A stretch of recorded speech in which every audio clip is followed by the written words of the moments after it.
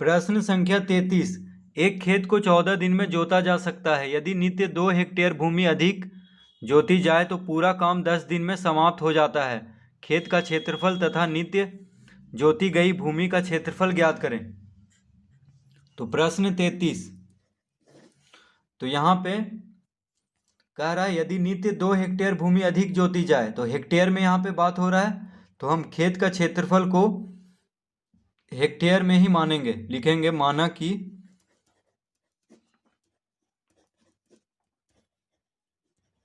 खेत का क्षेत्रफल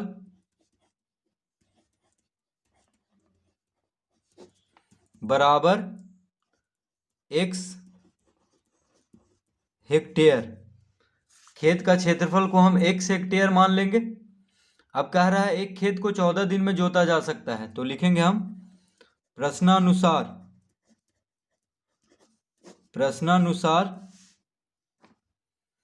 14 दिन में x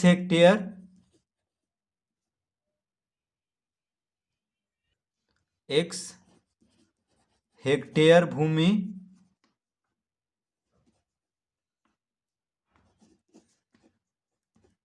जोता जा सकता है, यानी जोता जा सकता है। तो 14 दिन में x हेक्टेयर, 14 दिन में कह रहा है खेत को जोता जाता है, तो खेत का क्षेत्रफल को हम x हेक्टेयर मान लिया है, इसीलिए लिखेंगे 14 दिन में x हेक्टेयर भूमि जोता जा सकता है। तो एक दिन में x बटा 14, देखिए तो 14 दिन में x हेक्टेयर, तो एक दिन में x को 14 से भाग देंगे, यानी x बटा 14 हेक्टेयर भूमि जोता जाएगा।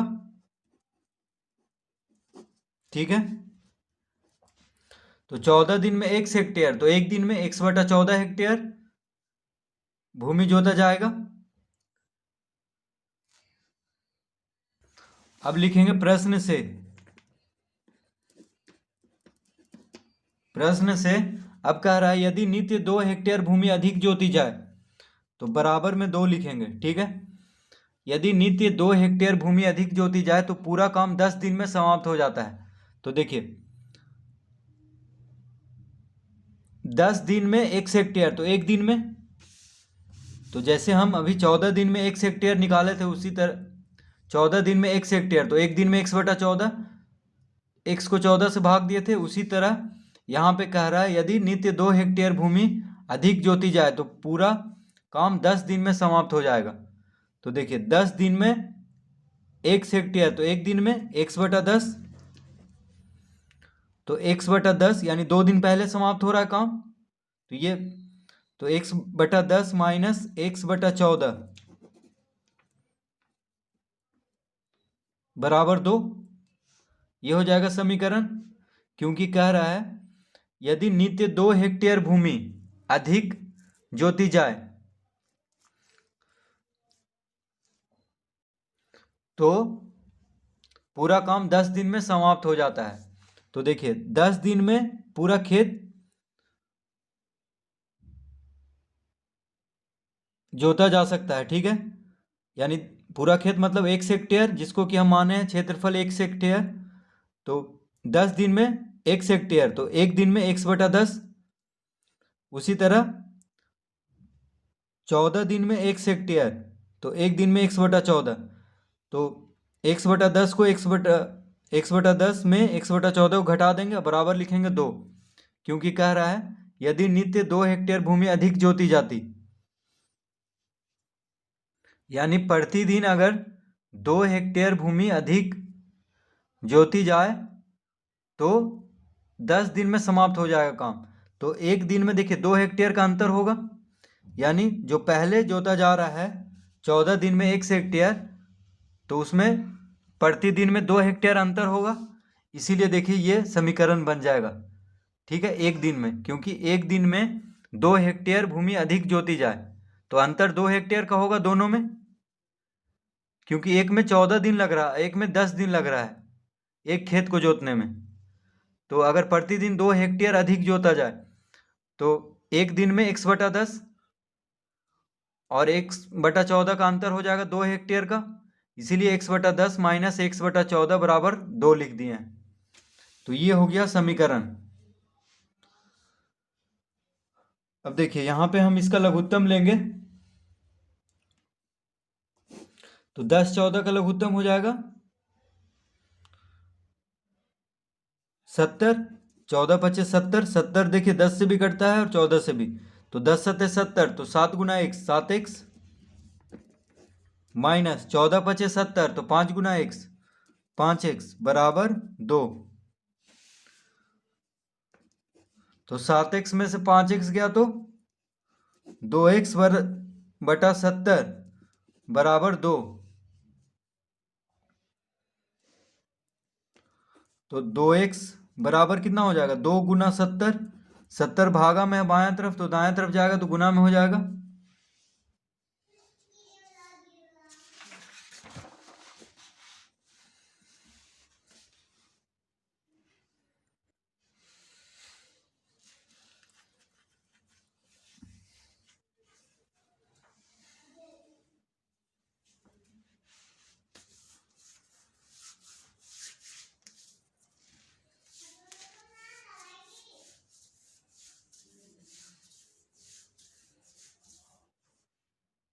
तो एक सम क्या माने हैं, तो खेत का क्षेत्रफल को हम x हेक्टेयर माने थे।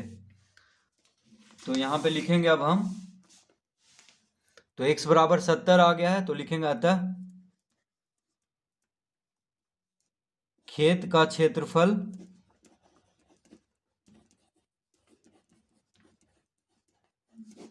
बराबर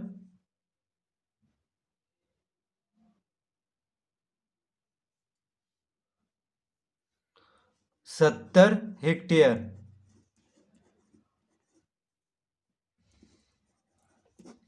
तो खेत का क्षेत्रफल कितना है 70 हेक्टेयर। तो अब पूछ रहा है कि खेत का क्षेत्रफल तथा नित्य जोती गई भूमि यानी प्रतिदिन कितना भूमि जोती जा रही है तो उसका क्षेत्रफल पूछ रहा है। तो देखिए एक दिन में x/14 हेक्टेयर भूमि जोता जा रहा है। तो x/14 तो x का मान आ चुका है एक दिन में, यहाँ पे एक दिन का निकालना है। नित्य पूछ रहा है कि नित्य जोती गई भूमि का क्षेत्रफल ज्ञात करें। तो नित्य मतलब प्रतिदिन। तो देखिए प्रतिदिन मतलब एक दिन, तो एक दिन में कितना हो रहा है x/14। तो x का मान आ चुका है कितना 70। तो 70 को 14 से भाग दे देंगे तो लिखेंगे यहाँ पे नित्य जोती गई भूमि, नित्य जोती गई भूमि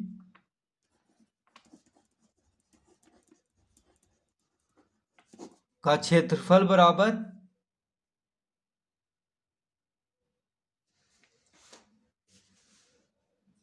तो नित्य जोती गई भूमि का क्षेत्रफल कितना हो जाएगा x/14 यानी 70। x का मान 70 आया है तो 70/14 कर देंगे तो कितना हो जाएगा बराबर 5 हेक्टेयर।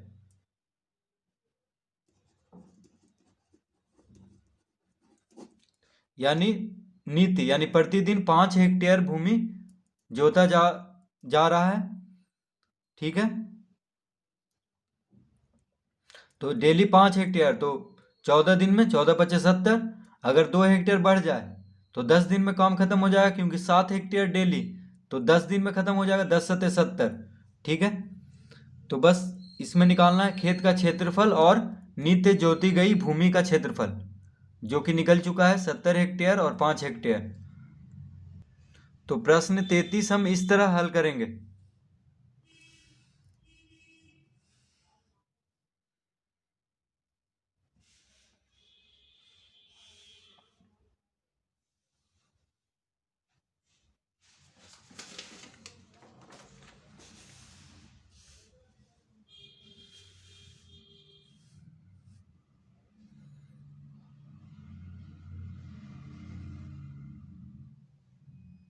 प्रश्न संख्या 34। किसी कक्षा में बालक और बालिकाओं की संख्याओं में अनुपात 7:5 है। यदि बालकों की संख्या बालिकाओं की संख्या से 8 अधिक है तो कक्षा में कुल कितने विद्यार्थी हैं?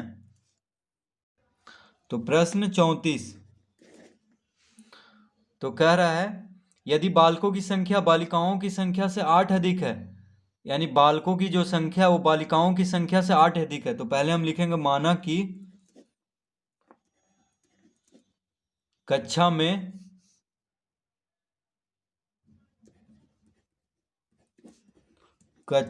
बालिकाओं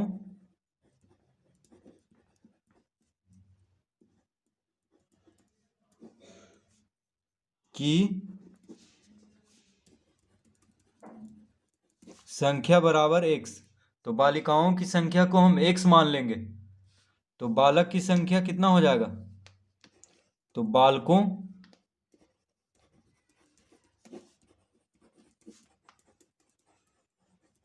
बालकों की संख्या बराबर, तो यदि बालकों की संख्या बालिकाओं की संख्या से 8 अधिक है, यानी 8 अधिक है, तो 8 जोड़ देंगे, यानी बालकों की जो संख्या है वो बालिकाओं की संख्या से 8 अधिक है, तो x जोड़ 8। अब लिखेंगे प्रश्न से।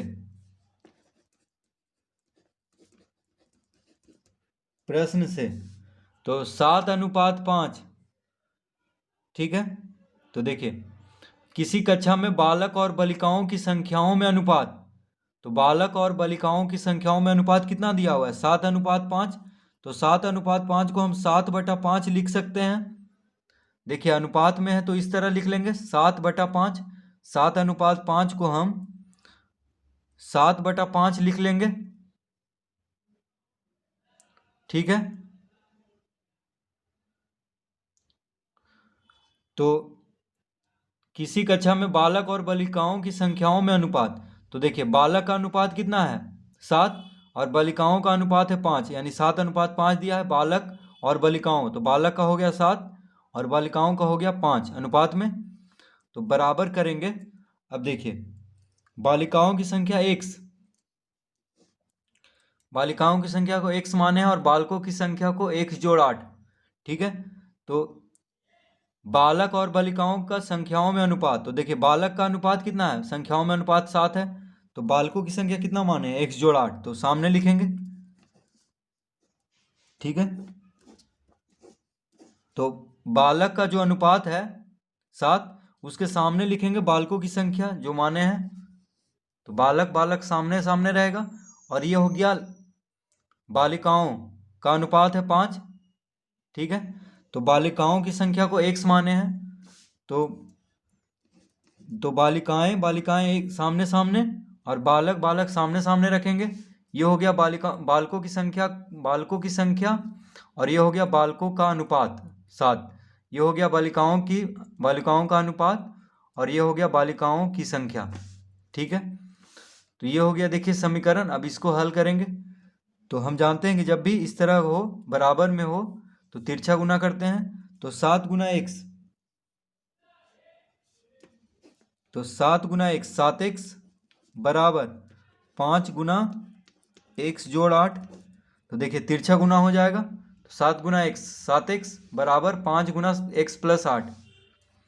तो ये हो गया 7x बराबर 5 गुना x 5x जोड़ 8 पचे 40। तो 7x माइनस 5x बराबर 40। तो 7x में से 5x यानी 2x, 7 में से 5 गया 2, तो 2x बराबर 40। अतः x बराबर 40/2। x के साथ 2 गुना में है तो बायां तरफ, तो दायां तरफ भेजेंगे तो भागम हो जाएगा। 2 से 40 काट देंगे 20 बराबर, यानी 20 बार में कट जाएगा, तो x बराबर कितना आ गया? 20। तो पूछ रहा है कक्षा में कुल कितने विद्यार्थी हैं, तो लिखेंगे अब अतः कक्षा में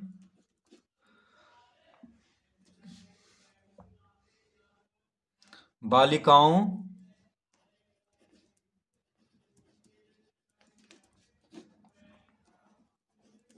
की संख्या, तो बालिकाओं की संख्या को हम x माने थे, तो बालिकाओं की संख्या निकल चुका है x बराबर 20। तो बालिकाओं की संख्या कितना है कक्षा में, 20 है। और बालकों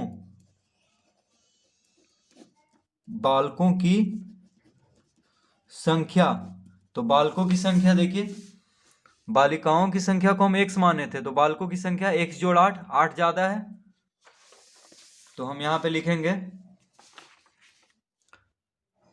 और बालकों की संख्या बराबर 20 जोड़ 8 यानी x जोड़ 8, तो कितना हो गया 28। अब यहाँ पे प्रश्न में पूछ रहा है कि कक्षा में कुल कितने विद्यार्थी हैं, तो हम लिखेंगे कुल विद्यार्थी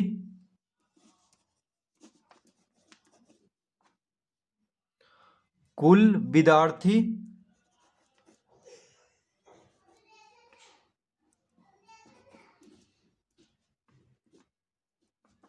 कुल विद्यार्थी बराबर, देखिए कुल विद्यार्थी तो 20 और 28 को जोड़ देंगे, ठीक है। तो कुल विद्यार्थी में बालिकाओं की संख्या और बालकों की संख्या को जोड़ देंगे, तो 20 जोड़ 28 यानी 48, 2 2 4, देखिए 20 20 20 और 28 48, 8 0 8 और 2 2 4, तो कुल विद्यार्थी कितना है कक्षा में 48, इसका उत्तर हो जाएगा 48।